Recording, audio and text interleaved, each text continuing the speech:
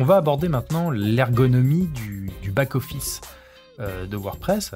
Donc, globalement, il y a 3 parties. Il y a cette barre, cette top bar tout en haut qui vous suit quand vous descendez. Il y a ce volet à gauche qui peut se rétracter pour gagner de la place. Et puis, il y a le volet droit qui vous affiche le contenu de la page sur laquelle vous êtes actuellement. Si je clique par exemple sur apparence, vous voyez que paf, la partie droite s'ajuste. Donc cette top bar tout en haut, c'est simplement un raccourci vers des parties du back-office. Donc quand vous êtes dans le back-office et que vous survolez le titre de votre site, vous voyez aller sur le site.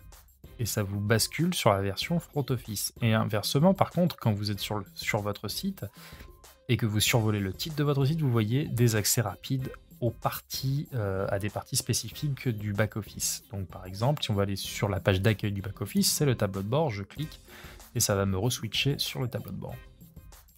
Donc tout simplement, colonne de gauche, vous cliquez et colonne de droite, ça se rafraîchit. Quand vous survolez des parties de la colonne de gauche qui ont des sous-menus, vous voyez que sans cliquer, on voit des options qui apparaissent, par exemple, page, toutes les pages ou ajouter une page. Ça permet d'aller plus vite.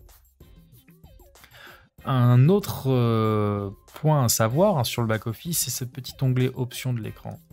En fait, sur cette option de l'écran, vous avez la possibilité de cocher ou décocher des cases, ce qui va filtrer ou non des éléments de la vue. Par exemple, là, on va avoir la liste des articles du blog. Si on estime qu'il y a trop d'informations dans cette colonne et qu'on veut plus de lisibilité, on peut décocher des éléments. Et ça permet de simplifier la vue.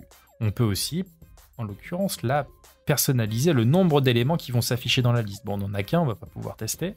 Mais admettons que vous avez 100 éléments. Pour éviter que le chargement des pages soit trop long, vous pouvez demander d'en avoir que 20 de chargés par page. Et ça, ce petit onglet options de l'écran, on le retrouve quasiment sur toutes les pages. Donc, si un jour vous suivez des tutoriels autres que les nôtres et qu'il y a des éléments à l'écran qui n'apparaissent pas et que vous êtes censé avoir, pensez toujours à aller regarder sur ce petit onglet options de l'écran, voir s'il n'y a pas une case de décocher. Donc voilà, c'est une toute petite vidéo pour aborder l'interface WordPress.